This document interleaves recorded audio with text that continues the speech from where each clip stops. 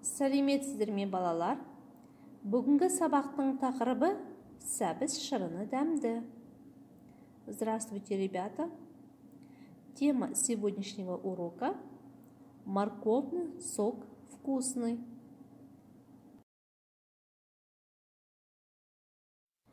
Жаңа сөздермен таныс болайық.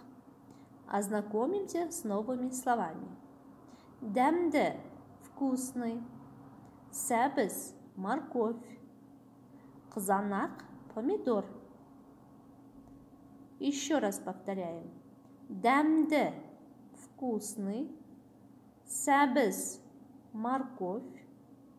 Қызанақ – помидор. Шырын дәмді – сок вкусный. Бұл сәбіз шырыны. Это морковный сок. Бұл қызанақ шырыны. Это томатный сок.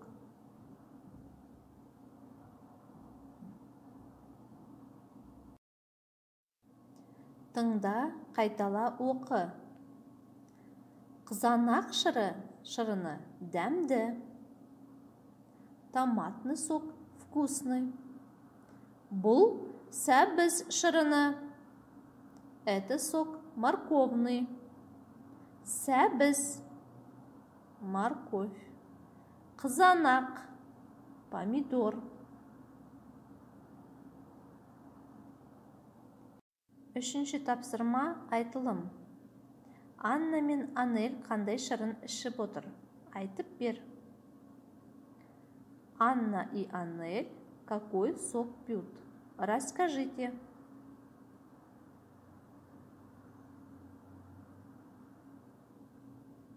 Төртінші тапсырма. Жазылым. Дәптерге жазамыз.